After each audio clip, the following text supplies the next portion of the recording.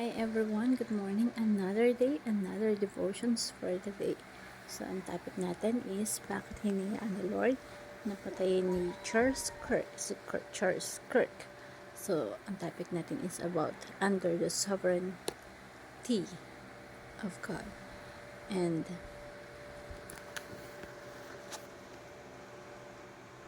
ayun nga, yung nangyari kay Charles Kirk, kagaya na napag-usapan natin kanina, siya ay isang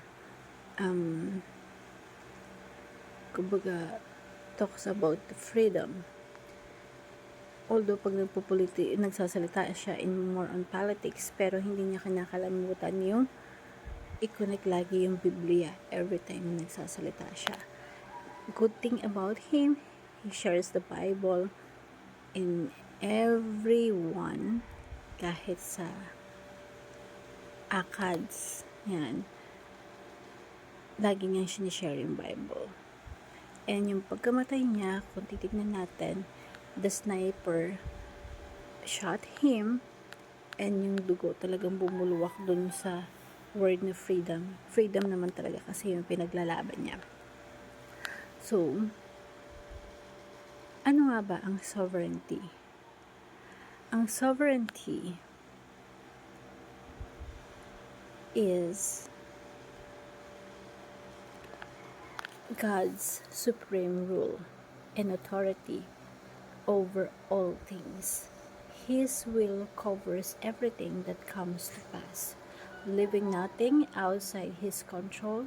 Even evil and misfortunes are not subjected to His governance, fulfilling His wise purpose. This sovereignty is not passive permissions but active directions of history for believers. It is a source of deep comfort, assuming them that every trial and circumstance is ordered to their ultimate good and God's glory. So, yung pagkamatay ni Charles Kirk, hindi ibig sabihin yun, it is out of control na hindi na nakita ni God or hindi niya napansin na may sniper. No, it's always under His sovereignty. So yung first teaching natin is covers whatsoever comes to pass. So yung nangyari kay Charles Kirk, merong dahilan, may purpose yun. Bakit ganun? Actually, yung pagkamatay niya is it's a voices for humanity na talagang nakaka-inspire kasi ano siya imagine mo yung kakaiba, pagtulo pa lang ng dugo dun sa word of freedom, kasi freedom talaga yung pinaglalaban niya. It's something na talagang iba yung impact. And yung direction kasi ng Diyos, God has a beautiful plan, may plano ang Diyos. Definitely, yung sniper, meron siyang masamang plano. Pero yung masamang plano ni God, ay ng tao na yun, is gagamitin ni God para sa magandang kakahinatnan.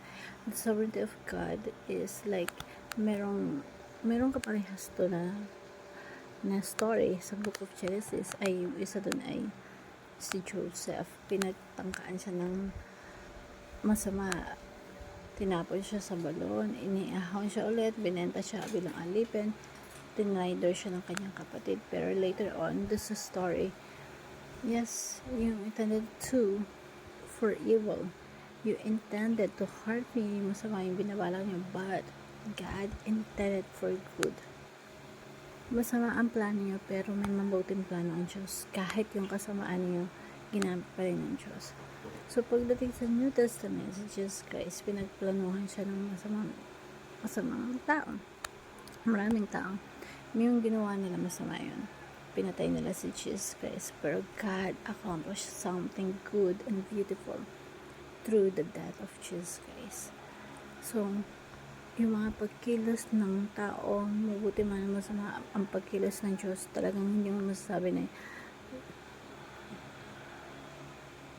ganun ka-sovereign kasi ang Diyos, ganun kabuti ang Diyos. Kahit pangit, kaya niyang gumawa ng mabuti out of evil acts thing. So, kung ano yung nangyayari sa buhay natin, ang nakalipas, kung ano yung nangyayari na, lahat ng yun, merong pahintulot ang Diyos. Hinayaan ng Diyos for a reason, for a purpose. Sometimes siya lang nakakaalam. Sometimes, hindi natin maintindihan, pero kailangan natin siya pagkatiwalaan.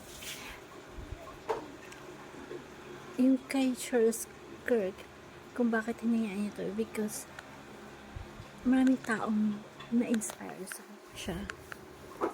So, kahit yung evil and misfortune, may kalamidad, bumagyo, binaha, namatay ang mahal sa buhay, nagkasakit sa pamilya mo, tandaan mo sa isipan ng Diyos, God is doing something good.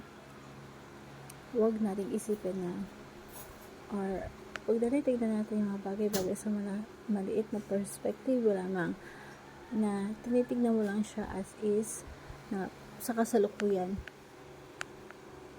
yung sa biblical character ng Bible, sila Apostle Pablo, ang dami ng question, yung maraming paghihirap silang na-encounter, etc. Pero hindi mo sabing pinabayaan siya ng Lord.